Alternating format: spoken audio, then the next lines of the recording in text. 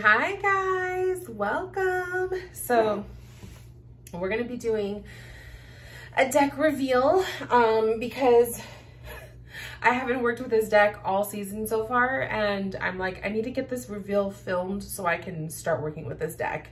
Without further ado, here is the Macabre Tarot. It is so freaking cute. Like, if there's anything that we're gonna love about this deck, it's going to be the box. So I ordered this one on Amazon, of course. And I thought it was so freaking cute. I love the aesthetic. I love that it's a coffin. I love it's black, white, and gold. It has little bats, skulls, a little eye. It is the most cutest thing ever. So if there's anything that we love about this, it's definitely the box. And then we open it up.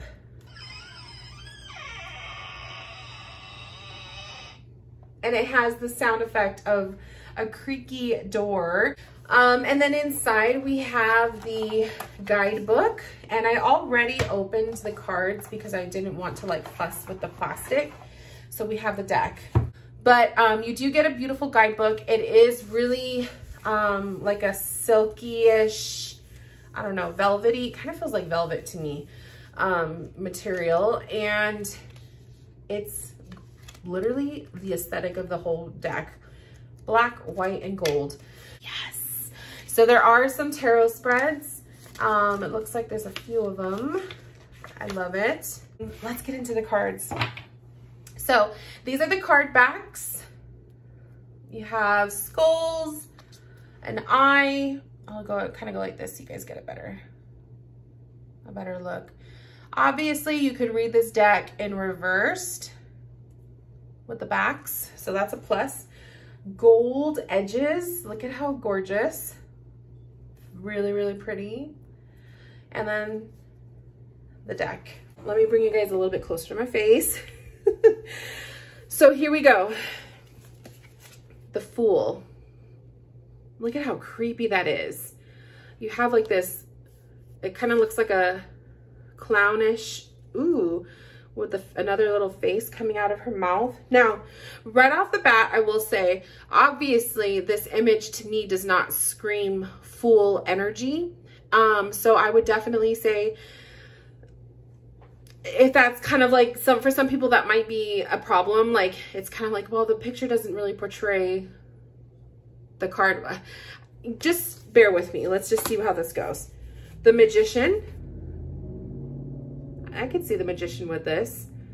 Is that like a little jackal? I'm not really sure. I love that though. So then with the Fool, try to help me understand here. How is that? I don't know. I don't really see the Fool in that energy. I'm not sure, but it is creepy. The Divine. Ooh, I like that.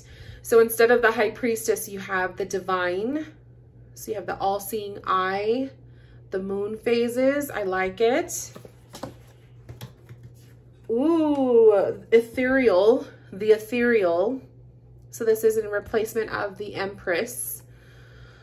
I like that. It's like a little haunted mermaid. I love it. The Rigid instead of the Emperor. I like that. And I also love that the crow has two eyes. Ooh, that's so spooky. So definitely is not your typical tarot. The Guide. This is number 5. So number 5 in the tarot, I believe, is the Hierophant or the Guide. I like that. You have like your little spell book or your book of shadows. I could definitely see that in replacement for the Hierophant. I like that. The Lovers. That's really cool. The two-headed. Ooh, creepy. And then I love the detail with this. The eyes, white, and then the blacked out eyes. So you get like two perspectives, darkness and light. I love it. Ooh, the Chariot. Oh, that's creepy. A little creature in the night. The Chariot. Strength. That one's cool. It's not a wow factor for me, but I like it. The Hermit. Yes. this. I don't know that the proper name for this mask, but I like that. If anyone knows the proper name for that mask, let me know. Wheel of Fortune, Spider's Web. I think this is a Spider's Web. Yeah, Spider's Web. I love the eye in the center. I totally dig that one. Also, have you guys noticed the cards, like some of them are white, some of them are black. It's kind of cool. You get a blend. Justice. That one's really neat. And they're very simple. That's another thing I'm noticing about this deck is they're very, very simple imagery. The Hanged. Okay. We have like a little skeleton mermaid. The Hanged. Ooh, I like this one. Death. You have the Death Moth. And then you also have an eye and a snake, a black rose. Ooh, I like that. Temperance. Oops. That one's creepy. The Devil, of course. The three-eyed goat. Creepy, creepy. I love this one. The Tower is a haunted house. I love haunted houses, you guys. I love haunted houses. They're like, haunted houses and ghosts are probably my two favorite Halloween-y themed creatures, decorations. So I love the haunted house for the Tower. The Star, my Medusa. I love that. That's so different. The Moon. Ooh, that's kind of creepy. Not really digging it, but it is creepy. The Moon. I feel like the Moon could have been a little bit better. Same thing with the Sun. Not really a fan of that. I don't know why. The Moon and the Sun. Judgment. It's okay. And the World. That one kind of falls flat for me too, but I do like the artwork. So we have the Ace of Bones. So we have Bones, the Ace of Daggers. Obviously that's the sword suit in the tarot. The Ace of Crystals, which would definitely I feel that would be the Pentacles. So then the Bones is most likely the Wands. And then the Ace of Cups. Super cute. So love that. So for the Bones, you have the Terror of Bones, or I believe this is the Page. Yeah, it's going to be in replacement of the Page. Terror of Bones. And then you have the Nightmare of Bones. Creepy. Haunting of Bones. And Massacre of Bones. So I'm kind of curious. Let's look at the guidebook because I want to see which one is for what. Okay, so the order that this is supposed to go, yeah, Terror of Bones, Nightmare, so that would be the night, the haunting, and then the massacre. I guess maybe it doesn't really matter to me. Honestly, I guess it doesn't really matter. That's gonna be hard for some people, I think. And myself included, because there's going to be that part of me is like, is this the queen? Is this the king? Like Massacre, obviously I would look at that as the queen, and then the haunting would be the king. But let's see what the other ones are like. So for the daggers, you have the Terror of Daggers, which I totally see that as the Page for sure. The Nightmare of Daggers, which is supposed to be the Knight. The Haunting of Daggers. And then you have the Massacre of Daggers. So yeah, I think it's going to be a little bit difficult to do the court cards because of that feeling. The Massacre of Daggers, Master of Mind, Discipline, Cruelty. Yeah, so it's the king. Guess like, yeah, you're gonna have to, if you read with this deck, I'm talking to myself, I'm gonna have to separate myself from what I'm used to with the Rider-Waite. And honestly, I'm kind of down for that because I feel like the Rider-Waite, I get so focused on Rider-Waite all the time because that's all I read with, that I feel like I lose out on other potential ways of reading the card. The Terror of Crystals, Nightmare of Crystals, Haunting of Crystals. And honestly, when you're reading with this deck, I would say trust your intuition with what you feel, but don't feel bad. This is the Massacre of Crystals. Don't feel bad if you're reaching for that guidebook, especially for the court cards. The Terror of Cups. Ooh. Sorry if it's a little blurry, you guys. Nightmare of Cups. The Haunting of Cups. And the Massacre of Cups, which is kind of So there are some cards in here that are like, like I could do without it. There's some that are really cool. The Five of Cups. So you do get some different images. It's not like a Marseille. So that if anyone is curious, it's definitely not like a Marseille. Ooh, look at this creature. The Nine of Crystals. Creepy. Okay, so let's do a reading and let's see how this deck reads. Explore the shadow. Focus on your intention, then shuffle the deck, choose 4 cards and lay them down as indicated. Okay, let's just do that one. That's kind of simple. We won't get too deep into this reading. Focus your intention about a shadow aspect of yourself or a shadow like question. If you don't know what that is, the shadow is fears.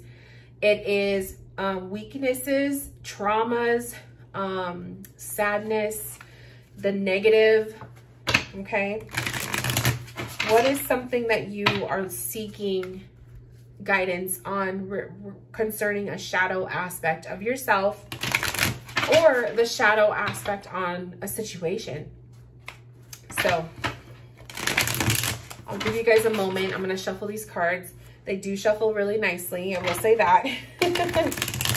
But I will give you guys a moment to think about your shadow question.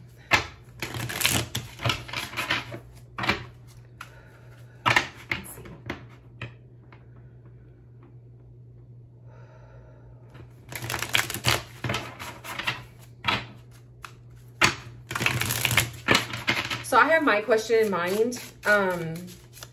One of my shadows, at least that I struggle with right now recently, is caring too much about what other people think of me.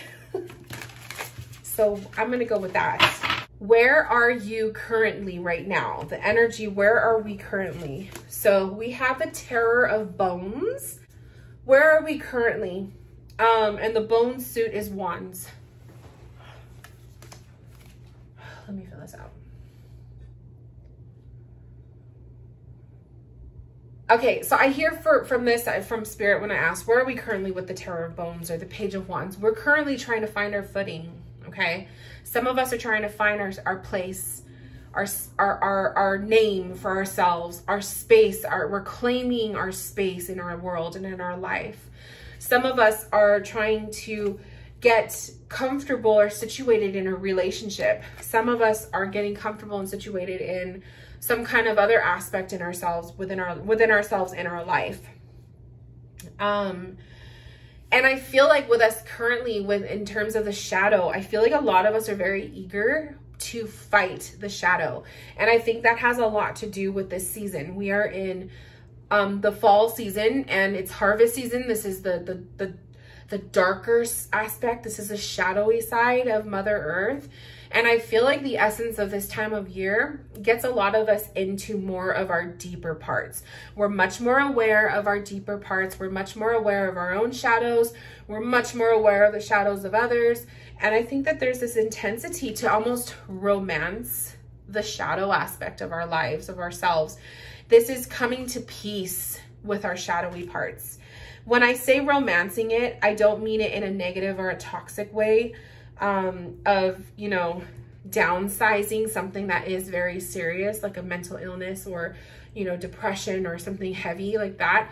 But when I say romanticize your shadow, it's finding a way to be comfortable with who you are, acceptance of yourself authentically, and also learning to explore the aspect of loving yourself as who you are with this shadowy part, as well as loving yourself, the version of yourself after a healing or after you go through, you know, fighting the demons, right, so to speak.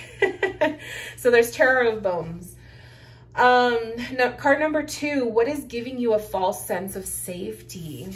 So we got we got the Terror of Cups. Okay, so we also have a Page of Cups here. What is giving us a false sense of safety? So a Page of Cups, to me, if I think about this, and I know I shouldn't because I should be paying attention to this card, but if I look at it from this perspective, okay, here's Spirit talking to me already, so I'll say that after, Spirit. But what I was gonna say, when you think of the Page of Cups, you see the page and he's holding his cup and there's the little fish that's like usually inside the cup, and that fish sometimes will represent someone in your life speaking to you or who has a message for you. To me, for the question of what is giving you a false sense of safety, it is putting your worth or putting your value in the hands of other people. And I feel like when you are taking someone else's word over your own truth, that is giving you a false sense of safety. When someone, a friend or a family member or a lover, is trying to persuade you to believe or think a certain way, even though deep down in your heart, you know that's not accurate, but you're not listening to your gut instincts, you're trusting someone else, that's a false sense of safety. You are putting your safety, your worth, your worthiness, your purpose into the hands of someone else who may not be worthy of it. And then the Terror of Cups, the thing that Spirit was telling me that I told them, okay, I'll get to that, is this person has 4 eyes. So it's kind of like, which eyes are truth and which ones are fake, right? Which eyes are looking back at you with true honesty and integrity, and which ones are not? Do you have a lot of eyes on you? Is there a lot of judgment? Is there a lot of people watching your every move? And I feel like that's aligned with me because I put a false sense of safety in looking for gratification and validation from other people rather than trusting it from within myself. So that speaks to me loudly. Okay. Number 3, what shadow is dwelling just beyond those feelings of safety? The 6 of Crystals. 6 of Crystals or 6 of Pentacles. So what shadow is dwelling just beyond those feelings of safety? I want to look at the guidebook for this because I want to see what the 6 of Crystals is. The upright is the generous spirit. Not every coin must go to an investment or self-indulgence. There's something to be said for making others comfortable and secure. Your hard-earned money may not need to find its way into the hands of another with no expectation of returns. Okay. What shadow is dwelling just beyond those feelings of safety? Ooh. What I'm getting from this with the 6 of Crystals is uneven energy exchanges. I feel like the shadow is someone is not who they seem. I feel like there's a bad money transaction for some people with this. I feel like there's a bad relationship dynamic with some of you guys where you're either putting in more effort and the other person is lazy, or there's no communication. There's some kind of a disconnect between you and someone else, whether it's romantic or it's a friendship or it's a work relationship or whatnot. I see the Six of Crystals or the Six of Pentacles as you're putting in way too much of yourself and you're not getting enough in return. And that speaks loudly to me on a personal level for my own reading. So I'm going to have to really, really think deeper on that. So that's the shadowy aspect of the Six of Pentacles, I feel, or the Six of Crystals. Is, yeah, you're putting in so much time and energy and a part of you and so much effort, but are you getting that back in return? And the shadowy part of that is that person may not be who they seem. They may not be who you think they are or who you want to believe that they are. And number 4, card number 4, I just lost my page, is how can you reach that shadow? How can you reach that shadow? The Massacre of Crystals. Whoops, that's interesting. So I'm going to read this intuitively because I don't really care much for the way the court cards are laid out. I'm looking at the Massacre of Crystals as the Queen of Crystals or the Queen of Pentacles. But what's really calling to me, as we just talked about the crystals, like you're putting so much of yourself or so much energy into something that is empty, right? And then you have this queen or perceived Queen of Pentacles or Queen of Crystals holding crystals in her hand. So to me, this is taking back control. This is taking back what you've given, right? If you feel like you're in an unbalanced energy exchange with someone, whether this is a client relationship or this is romance or work related or whatever, or maybe the energy of what you're asking guidance for, maybe it's about a job and it just feels empty-handed. It just feels like I'm putting so much into this and this is just not what I'm getting out of it. You need to put it into your own hands. Instead of putting your crystals into the hands of others, put it into your own hands, right? Another thing I feel is when we look at all of the cards, we have a lot of court cards. We have 2 pages and then 1 perceived queen, right? And I see this as there's too many people in your awareness.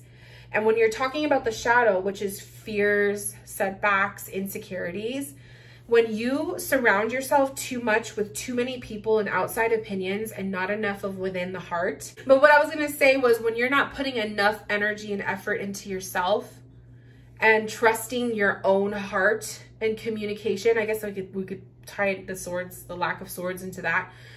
Not enough communication within yourself, not enough connection with yourself, your heart, your mind, and you're putting all of your worth into the hands of other people who are not even worthy of having that, we got to take it back. You got to reclaim your crystals, like reclaim that energy, hold it for yourself, right? Hold space for yourself instead of relying on someone else to always do it for you.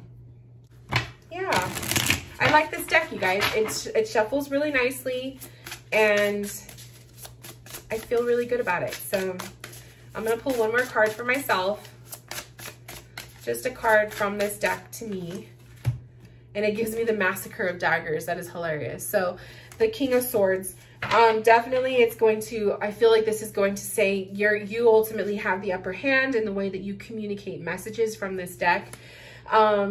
I think it's funny that I was my biggest gripe about this are the court cards, and that's pretty much all that came through in the reading. So so I guess the way I want to end this video is if you do work with this deck, the Macabre Tarot, go into it open-minded and knowing it's a very intuitive deck. Use your intuition, but don't feel bad if you got to reach for that guidebook, especially if those court cards come up and you're just like, I don't know what that means. I'm definitely one of those readers. I am like 100% true to my Rider-Waite's, but I feel like if I do want to try something different that's going to challenge my intuition or my reading style, these kind of decks where they're very like the opposite end of the tarot spectrum, I would say definitely these are really good to get your intuition, to really trust and tackle your intuition. So give it a try. Let me know what you think. Do you own this deck? Do you like it? What's your favorite thing about it? What do you not like about it? And yeah, this will be showing up in Halloween readings coming up. And yeah, I'm excited to work with this. So I hope you guys enjoyed. I will see you guys in my next video very soon. Take care, and I will see you guys later. Bye, loves.